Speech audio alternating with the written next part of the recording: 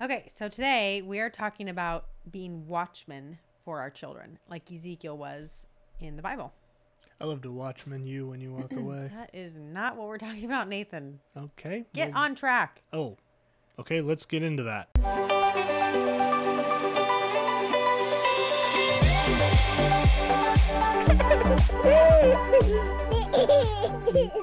Before we jump into today's episode, we just wanted to share a few things with you. First, we'd like you to like this episode and then subscribe to our podcast. If you're doing that on YouTube, also hit the bell notification so that you know when we post anything new. And then share this with somebody that you feel like this would be beneficial for. That's right. If you would like to support our show further, we would welcome that. You are welcome to do that at anchor.fm/marriagebydesign to check out your options for supporting the program financially. Otherwise, guys, the links to our social media are always in the description of every video, so feel free to check those out there. And now, let's get to the show. Hey, I'm Andrea Warnock. I'm Nathan Warnock, and you have reached us for Family Friday on the Marriage by Design podcast. Family Friday is a show that we come out with each week where we talk about what God's design is for parenting, for our families, and how we can practically put His Word into practice in our own families. Originally, I was thinking that we were going to launch into a little kind of mini series about the fathers of our faith, Abraham, Isaac, and Jacob, and about some really great parenting lessons that we can learn from them. Yeah, but great.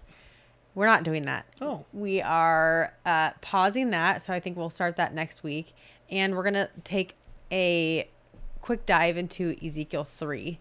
And the reason I'm doing this is because we were just talking to our kids about it this week, and I just didn't want to forget what we were talking about or skip over it or whatever. So this is actually a funny little tale.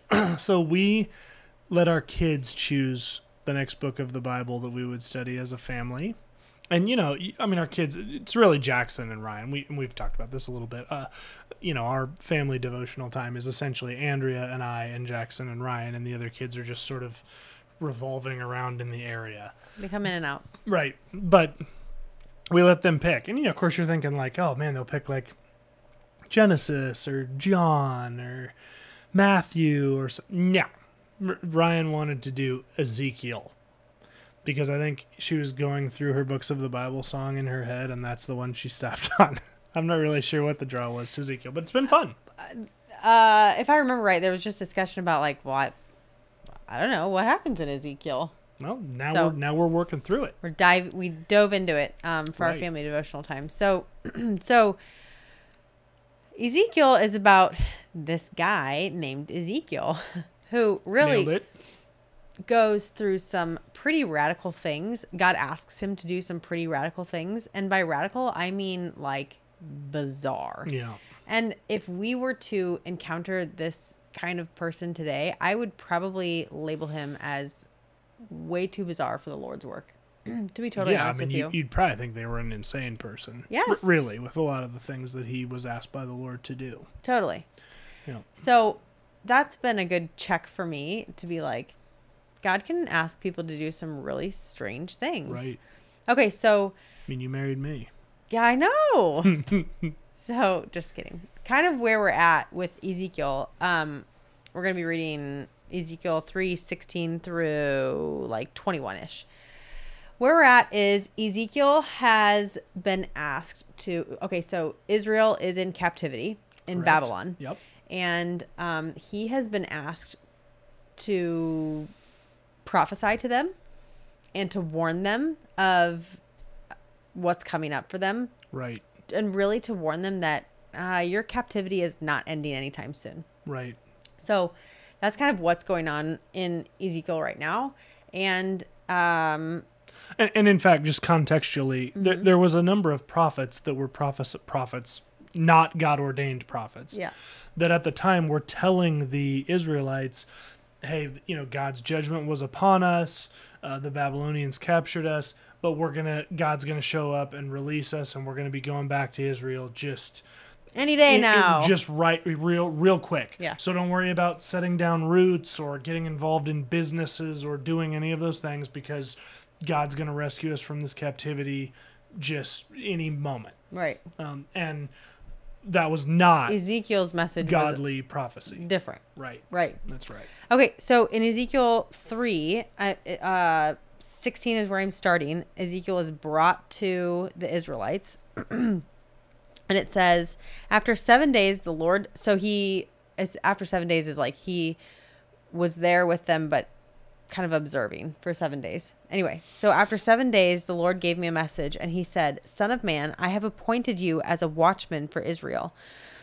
Whenever you receive a message from me, warn people immediately. If I warn the wicked saying you are under the penalty of death, but you fail to deliver the warning, they will die in their sins, and I will hold you responsible for their deaths. If you warn them and they refuse to repent and keep on sinning, they will die in their sins, but you will have saved yourself because you obeyed me. If righteous people turn away from their righteous behavior and ignore the obstacles I put in their way, they will die. And if you do not warn them, they will die in their sins. None of their righteous acts will be remembered, and I will hold you responsible for their deaths. But if you warn righteous people not to sin and they listen to you and do not sin, they will live and you will be saved yourself too.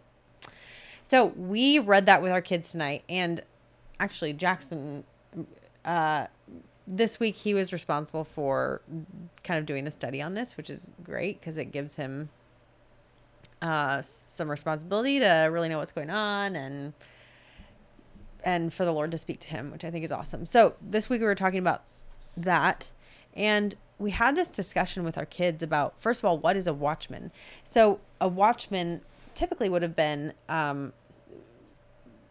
somebody who would have stood on the wall of a city and physically would have watched out for the people inside the city. So watched for coming danger, right? Somebody coming to attack or whatever, and would have alerted the city that, hey, we're under attack, or our enemies are outside the gates or whatever. Even things like weather, yeah, or all those kinds of things. I mean, they were the guys. Yep. They had the high position. They could see out into the areas surrounding the city and into the city with Yep. regards to fires and those kinds of things. Yep.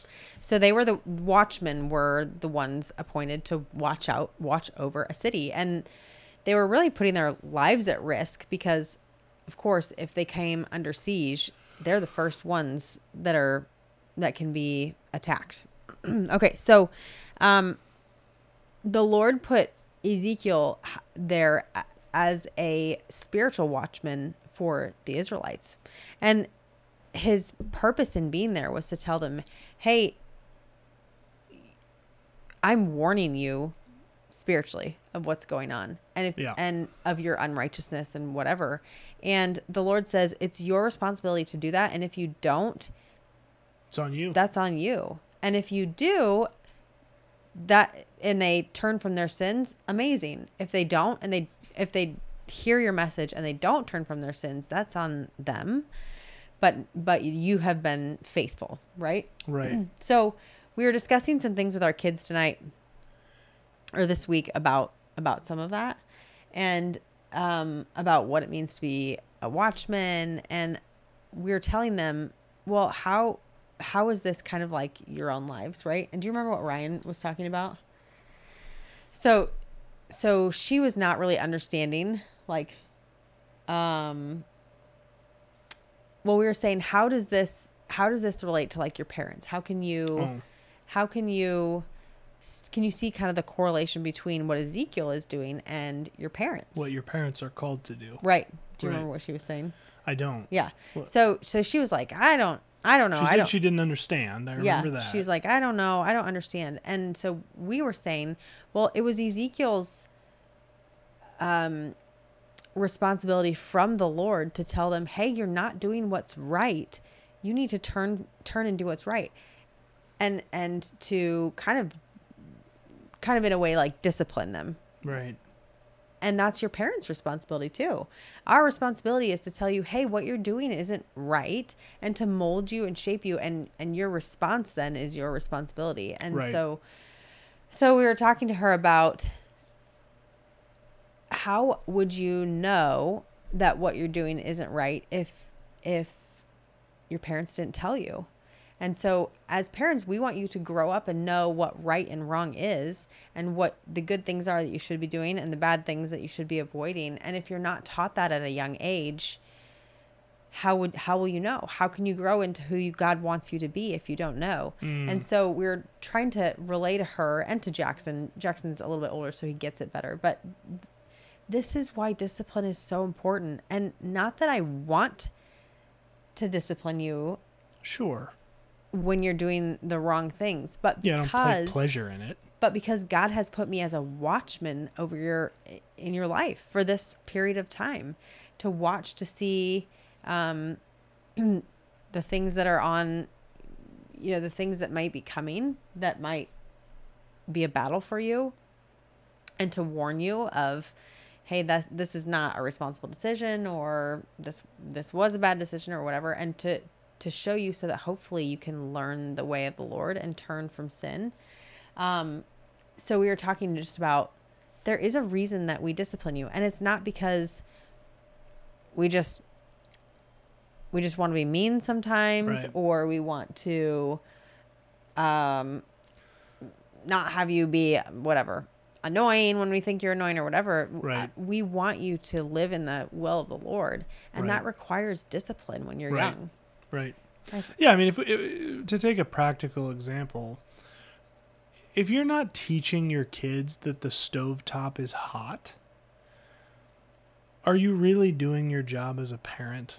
Right? I mean, it's because, if they walk over to the stove and they're about to reach their hand out to it, and you're just standing there sort of, complacently watching them do it, going, well, they're going to learn a hard lesson here. How would we feel about a parent like that? Right. I mean, I can tell you how the Lord would feel about it, because that's exactly what Adam did when Eve was being tempted by the serpent. And I understand Eve wasn't his child, but Eve was under his authority. Right. And he just sort of passively watched her go down this road of temptation. And the Lord calls him out as the first one to sin, not her. Even though she was disobedient, his pride prevented him from caring enough to intervene on behalf of his wife. So I think all of us can probably understand, hey, if we just saw a parent that was just handing their child a serpent to play with, we'd be like, you're a horrible parent, because it's your job to protect and teach your kids what's good for them and what's not good for them.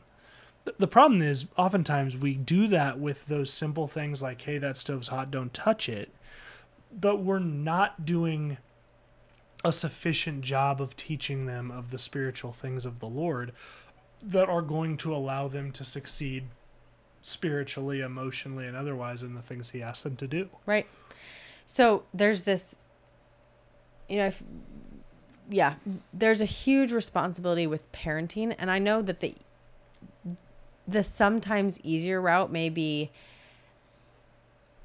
I want to really let my kid be who they are. Yeah. And I want to really try to enjoy my time with them and let them do what they want to do and be who they want to be, and have them figure out kind of right and wrong as they get older, and not discipline them too much. And just as Ezekiel was told, hey, you're responsible. If you don't deliver the message, you're responsible for them not turning from their sins, right? Yeah. So okay, let's talk about that for a second, so that it doesn't get confusing. You're not saying that God He's said, hey, if they sin, that sin's your fault. Right. He's saying, I'm giving you a message, and if you don't deliver it, you're being disobedient. That's your consequence. And that disobedience will be held against you. Right, exactly. Just like we as parents are called specifically to raise our kids. Look at Deuteronomy, I think it's 6. We're called, or 5. We're called to raise our children with an understanding of the Lord and all of the other pieces of that come off of that. And if we don't, that's our disobedience for which we will be judged. Exactly. Right. But if we tell them, if we raise them in the Lord and we discipline them and we, show them the path that they're supposed to go down, and they divert from that and they choose their own choices, which they can and they will, that's on them. Right. But our responsibility is to tell them, and our responsibility is just like Ezekiel. We have to love them enough to do the hard things in their lives and to raise them well, and not raise them as, hey, I'm your friend and I don't want to discipline you really. I want you to just grow up and we enjoy your childhood. That's not the right way, because our children them. What's that? You're not training them. Right, because our children are going to get older and they're not going to be trained. They're not going to know, maybe spiritually right and wrong, or they're not going to have the discipline from the Lord that we were meant to give them. Yeah, and the great lie of this is oftentimes kids that are growing up in an undisciplined home end up holding that against their parents. Because at some point they reach a stage in their life where they realize they've really been stunted growth-wise by a lack of discipline by their parents. Yep. And when I say discipline, I'm using that in the broad term, right? Teaching. Right, making exactly. a disciple of your child. Yep. Yeah, so I think Ezekiel 3, the last half of Ezekiel 3, is a great conversation to have with your kids about, this is why we don't let you run amok. This is why when I tell you, when I'm disciplining you, I love you. That's why I discipline you. Maybe this will help it make more sense, because it's my God-given message to you throughout your years of being raised here to show you the ways in which you're supposed to walk, the ways of the Lord, what's right and wrong, to be a good citizen, all that sort of things. That's my responsibility to give that to you. If you choose to walk away from that, that's your responsibility. And your response is your responsibility. But I'm here to at least deliver the message.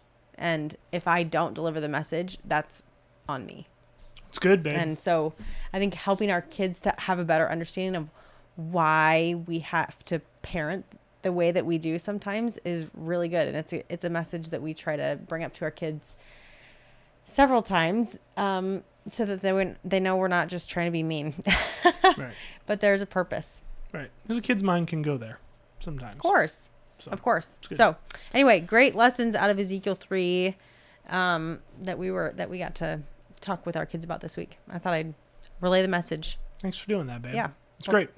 Awesome, guys. Thanks so much for joining us. Really appreciate you being here. Would love to invite you to share this podcast with someone that you think would be meaningful to, maybe a new parent or someone that's trying to do parenting according to God's design. Love your thoughts on this episode. Feel free to leave it in the comments on YouTube, or feel free to pop over to our Facebook page. There's a dedicated post for this episode specifically. Guys, thanks again so much for being here. Really appreciate you being here. We will be back on Matthew 19, coming at you on Monday morning for Marriage Monday. Otherwise, guys, have a great weekend. And remember, God is for your family.